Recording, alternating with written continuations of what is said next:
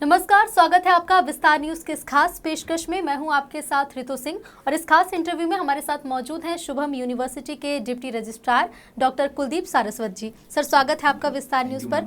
Sir, university के बारे में तो हमारे सभी दर्शक जानना चाहते होंगे कि आपकी यूनिवर्सिटी में ऐसा क्या खास है, लेकिन इसके साथ ही साथ डॉक्टर कुलदीप सारस्वत को भी सभी जानना चाहते हैं। कैसे आपका करियर शुरू होता है, सफ़र की शुरुआत कैसे होती है सर?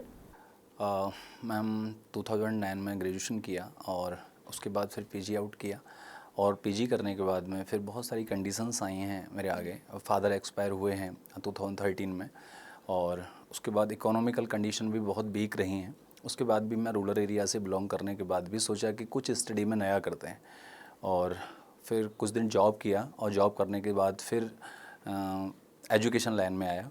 फिर से पीजी कंप्लीट किया और फिर सोचा कुछ अलग करना है, एजुकेशन सब लोग करते हैं। तो 2014 में सबसे पहली मेरी बुक्स निकली थी। एक मैडम थी डॉक्टर सोनम बंसल मैम और वो राइटर थी। मैंने उनसे पूछा मैम बुक कैसे लिखते हैं, तो उन्होंने बोला नहीं ये आप नहीं कर सकते। मैंने कहा नहीं बट मुझे करना है। और गांव में मैं जहाँ बिलोंग करता था वहाँ एक बहुत लाइट की व्यवस्था प्रॉपर नहीं होती थी और घर वालों को कुछ बताना बड़ा मुश्किल होता था कि हम कुछ नया करना चाहते हैं।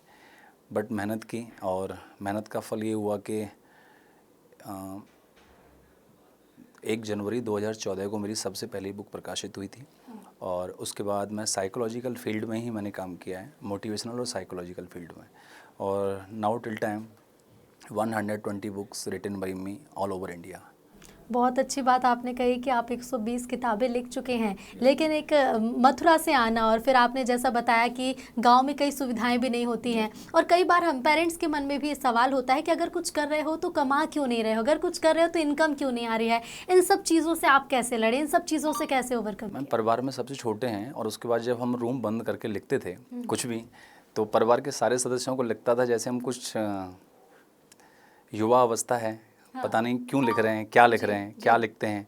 लेकिन ये सब हमने कॉन्फिडेंसली रखा और अपने घर में किसी को नहीं बताया कि हम कुछ करने वाले हैं, क्योंकि डर ये भी था कि अगर किताब पब्लिश नहीं हुई तो सब मजाक उड़ाएंगे। और वो मजाक नहीं, ठाकुर जी ने सब अच्छा किया और हम डॉक्टर पीयूष भार्गव मेरे सबसे पहले प्रकाशक रहे हैं और उन्होंने इतना सपोर्ट किया कि आज तक हम लगभग 100 से ज़्यादा किताबों का लेखन कर चुके हैं और ऑल ओवर इंडिया में मैं खास करके यूपी की बात करता हूँ, यूपी और मध्य प्रदेश में शायद ही ऐसा कोई विश्वविद्यालय होगा प्राइवेट निजी कॉलेज जहाँ हमारी किताबें नहीं चलती। अच्छा, डॉक्टर कुलदीप सारस्वत को तो अब सभी जानने लगे हैं क्योंकि डॉक्टर कुलदीप अब किताबें भी लिखते हैं, 100 से ज़्यादा किताबें भी लिख चुके हैं, यूनिवर्सिटी को भी बेहतर तरीके से संभाल रहे हैं।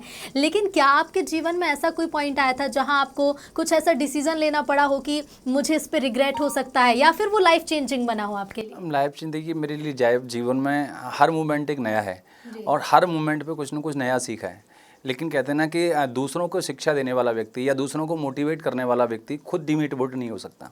हमारे जीवन में बहुत सारे ऐसे मोड़ आते हैं जब हम लोग लगता है कि हमें क्या करना चाहिए, मुझे क्या करना चाहिए, मुझे कुछ रास्ता नज़र नहीं आता। लेकिन अब इन चीज़ों को हम लोग किसी को दिखा नहीं सकते, बता नहीं सकते कि जब दुनिया आपको फॉलो करती है, लगभग सोशल मीडिया पे हमारे 60,000 से ज़्यादा फॉलोवर्स हैं। जब इतनी बड़ी मीडिया को आप हैंडल करते हैं और लोग आपको फॉलो करते हैं तो उन लोगों के सामने आप अपनी वीकनेस नहीं दिखा सकते। एक जिम्मेदारी बन जाती है क्योंकि आप उन लोगों को मोटिवेट भी कर रहे हैं, मोटिवेशनल स्पीकर भी हैं आप, लेकिन मन में क्या लेके चलते हैं कि खुद तो मोटिवेट रहना है लेकिन आपको जो हज़ारों लोग देख रहे हैं उनको मोटिवेट करने की जिम्मेदारी? मैं सोचता हूँ मैडम, इस दुनिया में ऐसा कोई कार्य नहीं है जिसे हम नहीं कर सकते। और डॉक्टर उज्ज्वली पाटनी एक बहुत अच्छे मोटिवेटर हुए हैं और उनसे मैंने ये चीज़ सीखा जब उनकी स्टडी की कि ज़िंदगी में आपको जितना लंबा सफ़र तय करना है तो आपको अकेले ही तय करना है, कोई व्यक्ति आपका साथ नहीं देता। और दुनिया की ऐसी कोई समस्या नहीं है जिसका समाधान आपके पास नहीं हो, क्योंकि समाधान सिर्फ और सिर्फ स्वयं आप हैं। हम स्वयं में समाधान है और स्वयं में हम समस्या हैं। बस हमें ये पहचानना है कि समस्या का इनॉर्गेशन कहाँ से हुआ, प्रारंभ कहाँ से हुआ और उसको हमें खुद ही सॉर्ट आउट करना है। हमें किसी को बता करके उसको सॉर्ट आउट नहीं कर सकते। बिल्कुल, और बहुत ज़रूरी भी है कि हर एक बच्चे पर ध्यान भी दिया जाए। अच्छा, अगर आपकी बात की जाए तो डॉक्टर कुलदीप को और क्या कुछ पसंद है? आप लिखते हैं, आप पढ़ते हैं, आप लोगों को पढ़ाते हैं, मोटिवेट करते हैं, लेकिन अगर हॉबी की बात करें तो और क्या कुछ आपको पसंद है? मैम हॉबी में बस लिखना पसंद है। लिखना। मैं बिना खाए रह सकता हूँ बट बिना लिखे नहीं। और अभी लेटेस्ट अभी बहुत सारी मीडिया में आपने देखा होगा, मेरी बहुत सारी न्यूज़ों में खबर आती रहती हैं। अभी मेरी कुछ ही मंथ पहले एक मोटिवेशनल बुक्स आई है, एक प्रयास सफलता की ओर बढ़ते कदम। और लगभग 2000 कॉपियाँ इसकी सेल हो चुकी हैं फ्लिपकार्ट अमेज़न से। अभी बेस्ट सेलर बुक बनने जा रही है। इससे पहले हमने एक बुक लिखी थी सफल व्यक्तित्व, और अच्छा खासा मुझे प्रिय पाठकों का प्यार मिलता है, स्नेह मिलता है, और आज मेरी ताकत मेरे परिवार के साथ मेरे पाठक हैं। बिल्कुल, हम भी यही उम्मीद करते हैं कि यूं ही आपको प्यार मिलता रहे लोगों का और आपके पाठकों का। लेकिन क्या सोचा है, कहाँ तक जाने, इस रास्ते की मंजिल कहाँ तक? मैम मेरा अभी मैं जिले स्तर पर और प्रदेश स्तर पर बहुत सारे अवार्ड ले चुका हूँ अपनी लेखनी के कारण। जिलाधिकारी महोदय के द्वारा या एसएसपी महोदय के द्वारा या हमारे सांसद महोदय के द्वारा प्रदेश स्तर पर मैं बहुत सारे अपने अवार्ड जीत चुका हूँ, जहाँ हमारी लेखनी और हमारी मोटिवेशनल लेक्चर के माध्यम से।